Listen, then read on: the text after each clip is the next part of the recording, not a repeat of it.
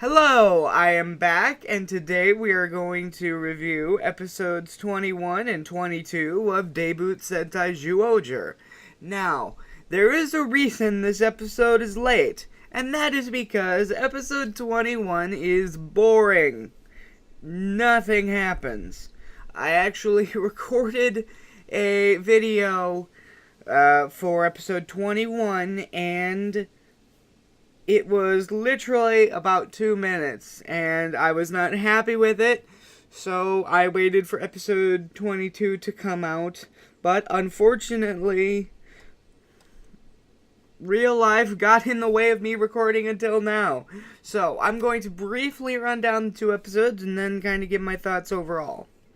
Okay, so the first episode, episode 21, has Mondo, that is the name of Zyuoh the World, come over like he was invited to at the end of last episode, bringing some food, I think, and those custom plushies that he made for the group, which I'm more than happy to say are actually on sale, so you guys could buy them. Well, I'm not sure if they're on sale, but they're going to be sold, so that's amazing, and I probably will try to get one. Anyway, he comes over with this stuff, and the group is all impressed because both the food, I think, and the stuffed animals, or the plushies, or whatever you want to call them, are handmade.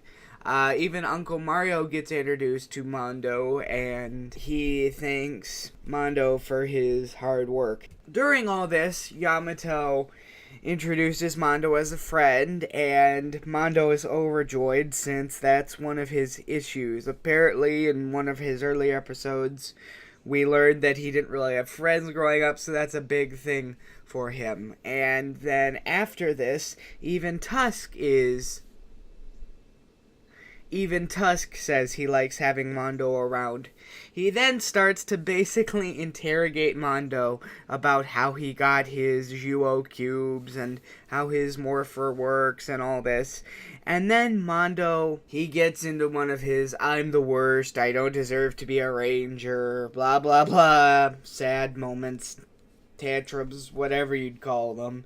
And just as Yamato tries to cheer him up, the Death Galleon attack, and the Rangers go out to fight this monster who I think is jail-themed.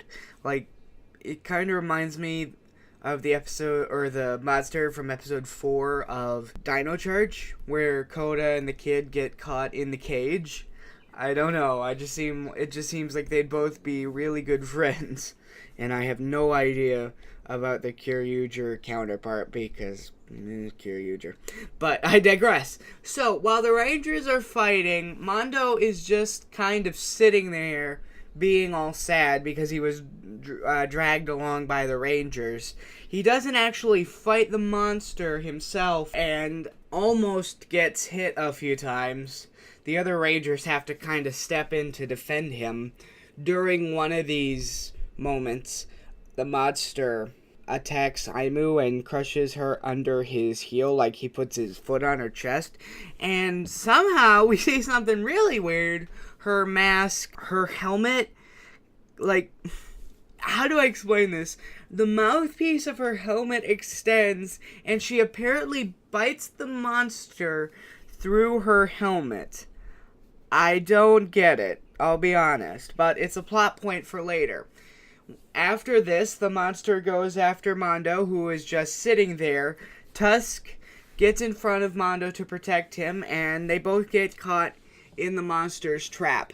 They kind of, like, dissolve through the floor, and then end up in this weird cave. So, from here on out, Mondo is very upset with himself because of his lack of action, he got both himself and Tusk into the monster's trap, and he's like, if it wasn't for me, we wouldn't be caught.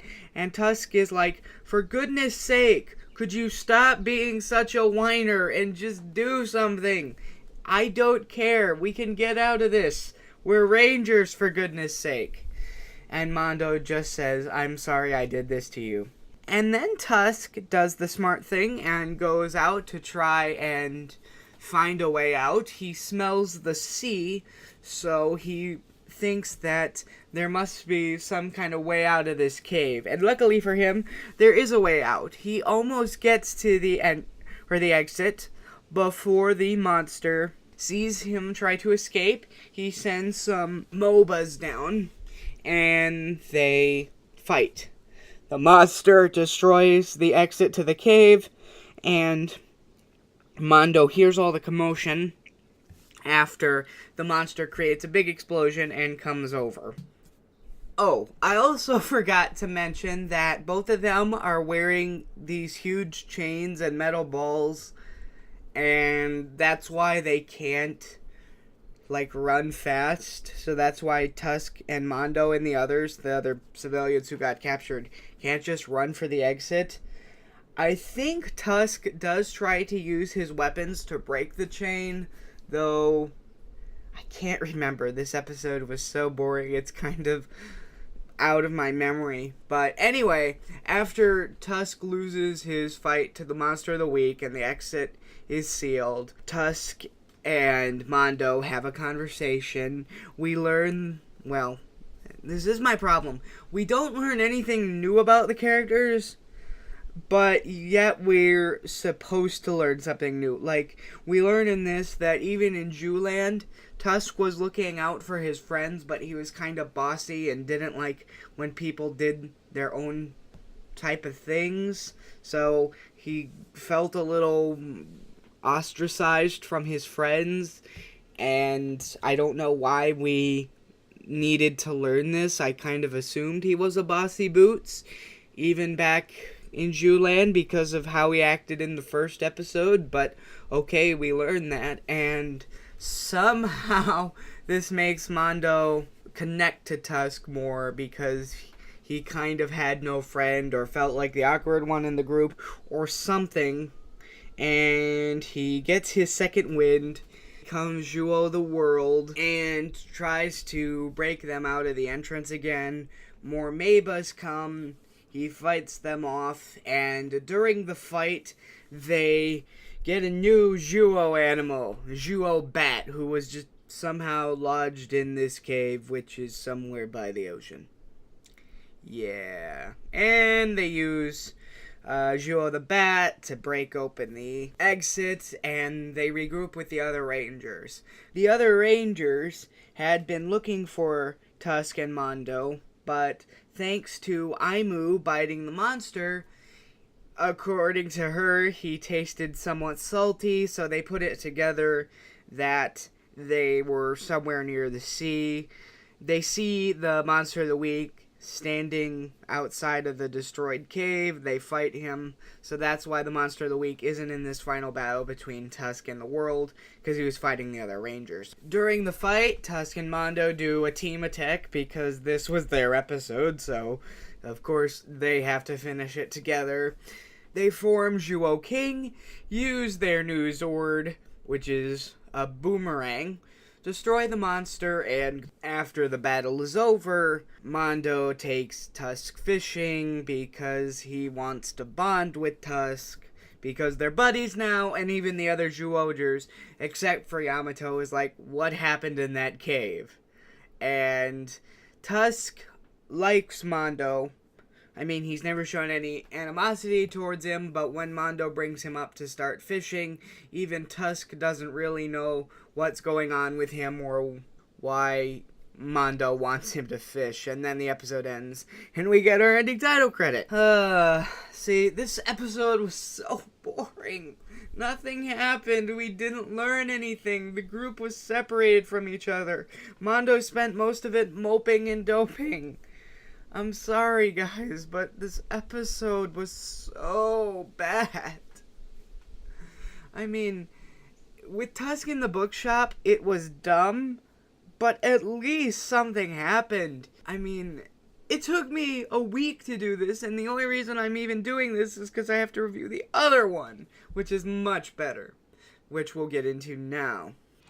Now, this segment should be shorter because a lot happens, but there's not actually that much to summarize. The episode begins with Mondo taking a jog or a walk, and he sees a bike on the side of the road, picks it up, continues walking, and then a few seconds later, it explodes. Sella, Leo, and Aimu hear the explosion and rush over, and then they see Mondo in the middle of this park, street, plaza, I have no idea what it was, and they ask him if he's okay. He tells them that he thinks he made the bike explode since he felt an electric shock in his hand a few seconds before it exploded.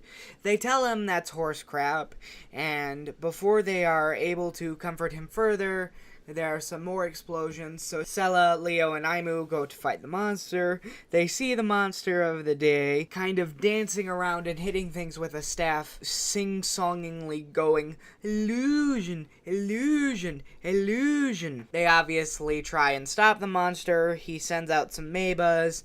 They fight, but the monster gets away. Then Tusk and Yamato arrive. They ask the others what happened, and then Yamato says they should contact Mondo. But the others lead him back to the park space or wherever Mondo was sitting before, and basically tell the others what Mondo told them. Yamato tries to comfort him. It doesn't work. Then Yamato and Tusk talk about what the electric shock feeling that Mondo experienced may be. Mondo is very touched that they believe he won't explode them, and he's happy that they're trying to figure out what it is. He touches them and worries about exploding them. He cowers, and then another explosion happens. He thinks he blew them up, but of course he didn't. Yamato says, "Come on, there's some trouble across the street or wherever," and all the Rangers, including Mondo, go back to the area where Sella, Leo, and Aimu fought him before. They say it's the same area, and the monster basically reveals that whenever he touches something with his staff, it turns it into some kind of delayed time bomb. Mondo, of course, is very pissed off about this, now knowing that he wasn't the person causing the explosions. The monster tells them that there's a huge explosion which will level the city, and he'll leave it up to the Zyuohgers to try and find it. Now, if I remember correctly, as the monster leaves, Mondo touches something and he feels an electric shock. And then, again, a few seconds later, I think it was a mailbox, explodes, and the Rangers put together that when he feels an electric shock, it means it's a bomb of some sort. So they devise a plan to have Mondo go around and touch random things until they find this big bomb that the monster mentioned. They go around having him touch a bunch of things in a comedic sequence, and finally they find out that it is this huge car park building that's gonna explode. Mondo loses self-confidence that the Rangers and himself can remove the building without it exploding, but just then his wolf, crocodile, and rhino Zhu-mans inside his head. I'm not exactly sure if they are the actual spirits of these Zhu-mans who he's been mixed with to become Zhuo the world, or if they're hallucinations or whatever. They try and tell him, "Come on, you need to do this," but it doesn't work. However, Sella and Aimu try to encourage him, and it works. And we're told through his head hallucinations that he has a crush on both Sella and Aimu. In fact, the hallucinations even argue about which girl is prettier. So with this new encouragement from the girls, through the power of lust, he morphs into Zhuo the world, uses his fishing pole weapon, hooks it onto the building, and uses his super strength to launch it into the air in something that is actually pretty badass. Both of the girls kind of giggle, finding it funny that two pretty girls, especially his teammates, actually did spur him on, but they at least were happy they knew at least something that could motivate him. And then once the monster shows up again after he sees that his big bomb didn't go off, they all fight, and Mondo specifically goes full-on rage mode and kicks his ass for obviously making Mondo worry all day that he was the person making things explode. The Rangers decide to mix their Zhuo cubes together. The Rangers, somehow that I can't remember, decide to mix all their Zords together, which is basically combining the Tensai Zhuo with Zhuo King, and they create Zhuo Tensai King, which is just the combination of the two of them. Now, as far as I can tell, based on one of the translations that I've watched, Tensai means Lord. So it is literally Wild Lord King. Yeah. Very creative toy. But anyway, they defeat the monster with explosions and combining their attacks into one giant thing. They all celebrate, and the girls and Leo talk about how happy they are that Mondo can now be influenced to stop whining and believe in himself thanks to their flirting. So yeah, that was episode 22. I really liked that one. As I said, it was most likely shorter than the first part because, while a lot happens, a lot of it's just action that I can't really explain. But overall, I'm really, really, really liking Mondo when he's serious. I do not like his sad sack routine. It's just annoying, and I love how even the characters comment on how annoying it is. But when we see these badass flashes of Mondo, even during his pumped up phase, even if he's not as badass as you owe the world, it's still quite awesome to see. So, fired up Mondo in the future. Well, thank you guys for joining me. This is Kamen Rider Fire signing off, and I will see you for episode 23, which I pray, barring any real world difficulties, will actually be on time and a single episode review. Bye bye.